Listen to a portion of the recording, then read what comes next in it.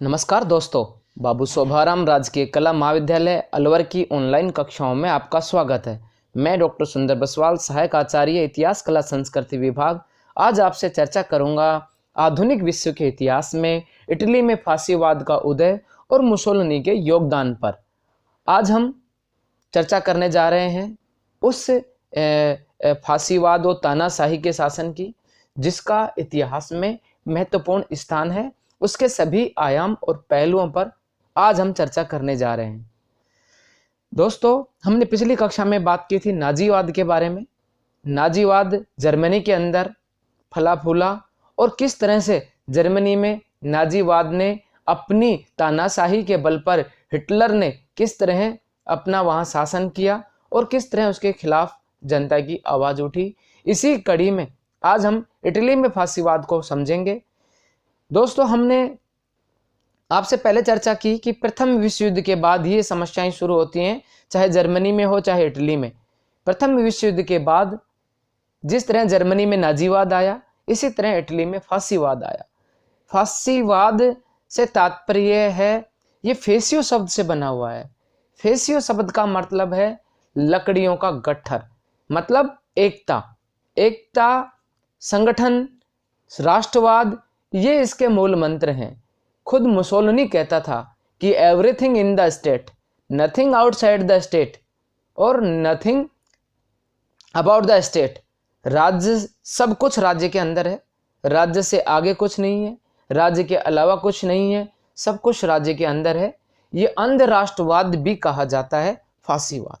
इसके बारे में हम चर्चा कर रहे हैं कि 1914 से 1918 तक जो प्रथम विश्व युद्ध चला, उस प्रथम विश्व युद्ध के बाद जो पेरिस में शांति समझौते हुए, उन शांति समझौतों में इटली के साथ में जो धोखा हुआ, इटली के साथ में जिस तरह से इटली को कुछ नहीं मिला, इटली खाली हाथ लौटा, इटली को इन मित्र राष्ट्रों के प्रति घृणा का भाव भर गया और इस विश्व युद्ध से इटली के अंदर आर्थिक संकट के हालात हो गए, राजनीतिक संकट बिल्कुल चरमरा गया और जनता में इस विश्व युद्ध से भुखमरी, बेरोजगारी से असंतोष फैला।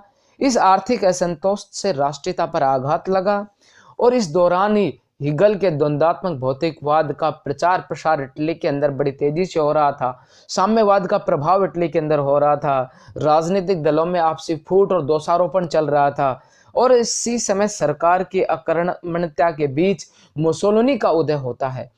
दोस्तों, मुसोलिनी के बारे में आप लोग चर्चा में रही हैं। जिस तरह हिटलर को फ्यूरर कहा जाता था, इस तरह मुसोलिनी को ड्यूस की उपाधि मिली हुई थी। मुसोलिनी का जन्म 1883 में रोमानिया के गांव में हुआ था और इसका पूरा नाम था बेनिटो मुसोलिनी।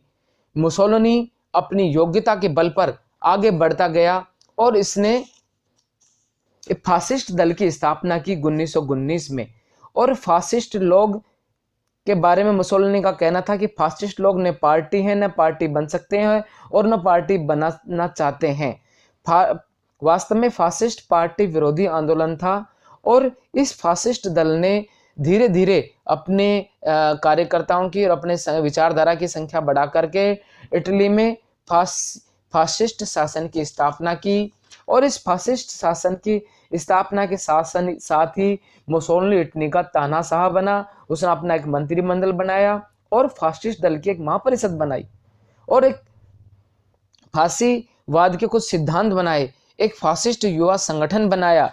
इस तरह इटली के अंदर फासीवाद का प्रभाव शुरू हो गया और इसके साथ ही यूरोप के अंदर, पूरे यूरोप के अंदर फासीवाद की लहर चल पड़ी।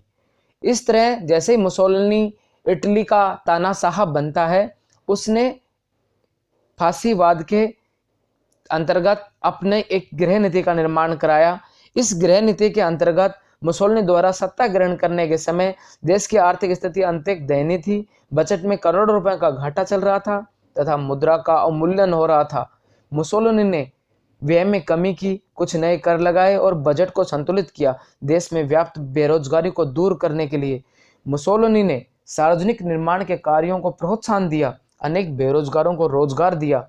मुसोलिनी ने कृषि की ओर भी ध्यान दिया और कृषि के लिए हल, खाद, बैल, बीज, वैज्ञानिक ढंग से खेती करने के तरीके बताकर कृषि क्षेत्र में वृद्धि की। इसी तरह मुसोलिनी ने औद्योगिक विकास की ओर भी ध्यान दिया और देश में जनतांत्रिक सरकार को पूर्ण रूप से खत्म कर दिया। इस तरह मुसोलिनी ने अपनी गृह नीति से इटली के लोगों के अंदर के दिलों में जगह बना ली और लोगों को यह लगने लगा कि अब हमारे ऊपर ऐसा एक शासक आ गया है जो हमें सभी दुखों से मुक्ति दिला देगा, सभी समस्याओं का समाधान इसके पास है। लोगों की राय मुसोलिनी के प्रति पॉजिटिव थी और वो ऐसे ही एक ऐसी कमजोर सरकारों से, जनतांत्रिक सरकारों से लोग तंग आ चुके थे, उनके आपसी दलों की फूट से तंग आ चुके थे, अस्थायी सरकारों से तंग आ चुके थे। तो मुसोलिनी में लोगों को विश्वास जगा और मुसोलिनी ने लोगों में राष्ट्रवाद की अलग जगाई। इस राष्ट्रवाद की अलग के साथ में ही मुसोलिनी ने एक विदेश नीति बनाई और विदेश नीति के अंतर्गत भूमध्य सागर क्षेत्र में अपना प्रभाव स्थापित किया। कोर्फू कांड के अंदर 1923 में यूनान की सीमा पे झगड़े को वो अपने पक्ष में किया।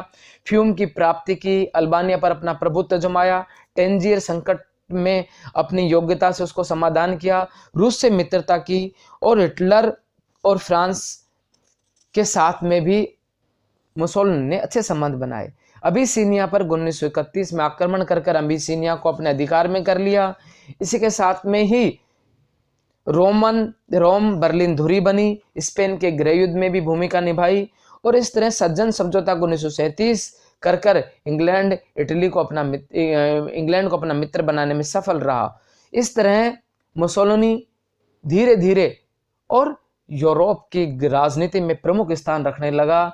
लेकिन जैसे ही 1 सितंबर 1939 को विश्व का महान घटना घटती है, पोलैंड पे आक्रमण होता है और द्वितीय विश्व युद्ध शुरू हो जाता है और इस दौरान इस युद्ध के अंदर हिटलर और मुसोलिनी दोनों की पराजय होती है और दोनों का अंत होता है। इस तरह मुसोलिनी ने अपनी योग्यता के बल पर सभी यूरोप के अंदर अपना महत्वपूर्ण प्रभाव डाला और इस तरह हमने मुसोलिनी के फासिस्टवाद का संक्षिप्त अध्ययन किया। धन्यवाद दोस्तों।